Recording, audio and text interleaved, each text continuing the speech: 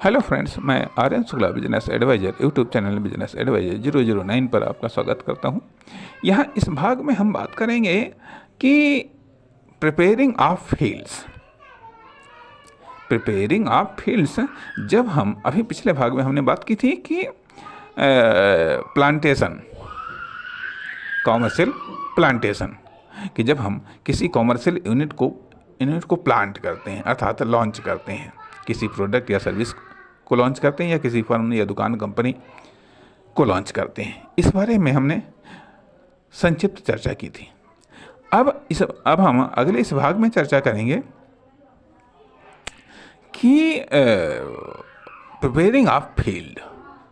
Preparing of field इसका क्या मतलब होता है? अर्थात इसका मतलब ये होता है कि जो भी हम प्लांट करने जा रहे हैं, जो भी हम फर्म, दुकान, कंपनी, प्रोडक्ट या सर्विस को हम प्लांट करने वाले हैं, उसके पहले तैयारी करना।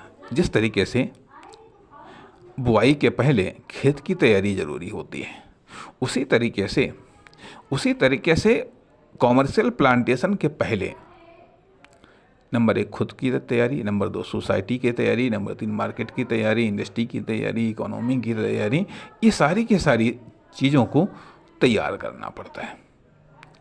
इन सारी की सारी चीज़ों को तैयार करना पड़ता है, इसमें इन्वेस्टमेंट करना पड़ता है। इन अर्थात अपनी फर्म, दुकान, कंपनी जो हम लॉन्च करने वाले हैं, उसके लिए अनुकूल माहौल बनाना पड़ता है। उसके लिए हमें अनुकूल माहौल बनाना पड़ता है। इसके लिए जो पर्सनल क्रेडिट है, ये भी काम आती है। अर्थात कुछ ऐसे पदार्थों को इन्वेस्टमेंट करना पड़ता है जो जब हम अपना कॉमर्शियल प्लांटेशन करें तो उसको वो सपोर्ट दे सकें, उसको वो इंटरनली, एक्सटर्नली, इन तमाम मामलों में वो सपोर्ट दे सकें। अर्थात उसके लिए हम अनुकूल परिस्थितियाँ हम तैयार करें, और अनुकूल परिस्थितियाँ ये हमको पहले से ही तैयार करनी पड़ती हैं। और जब भली भांति तैयार हो जाए तभी हम प्लांटेशन करें, वरना हमारा प्लांटेशन रिस्की हो सकता है।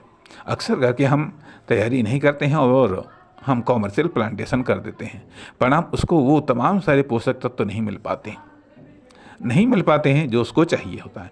तथा दूसरी बात ये भी होती है, क्या हम उसको पर्याप्त स्पेस दे रहे हैं? अर्थात किसी भी, जिससे प्लांट के लिए 3 चीज़ें आवश्यक होती हैं: धरातल के नीचे का हिस्सा, धरातल पर का हिस्सा और धरातल के ऊपर का हिस्सा।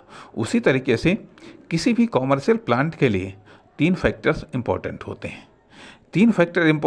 हैं। एक वो फैक्टर जो बिजनेस को लॉन्च कर रहा है अर्थात उद्यमी, दूसरा वो फैक्टर जो कॉमर्शियल यूनिट है, तीसरा वो फैक्टर जो कॉमर्शियल यूनिट के बाहर है, अदर्स है, जिसमें society, market, customer, industry, economy, government, ये सब तमाम सारे फैक्टर्स आ जाते हैं। कंपटीटर, अदर्स प्रोडक्ट या सर्विसेज, ये सब चीज़ें आ जाती हैं अदर्स में।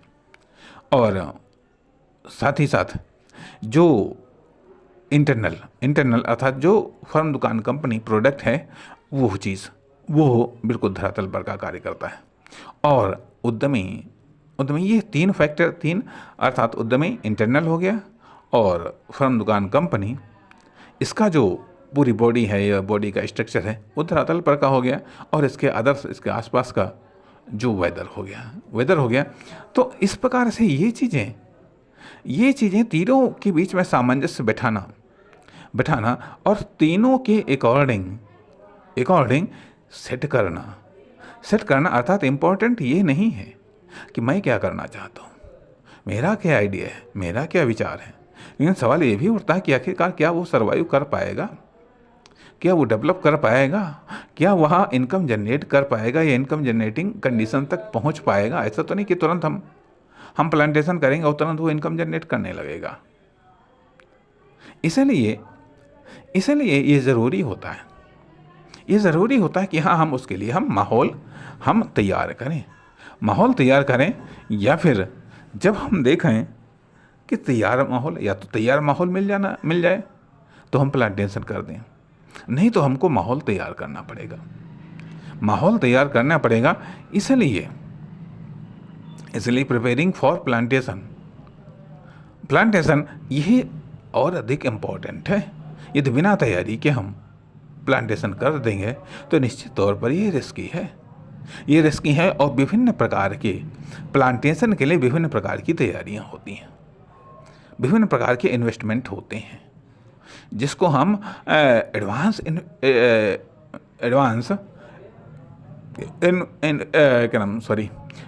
प्रिपेयरिंग इन्वेस्टमेंट कह सकते हैं।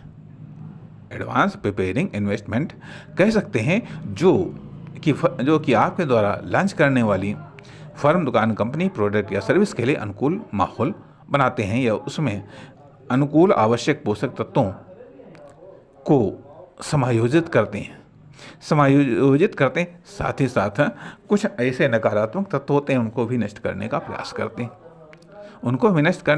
प्रयास करते हैं या उस अनुसार आप अपने प्लांट में प्रतिरोधी क्षमता को डेवलप कर सकते हैं। इसलिए यह फैक्टर भी इम्पोर्टेंट है। नमस्कार।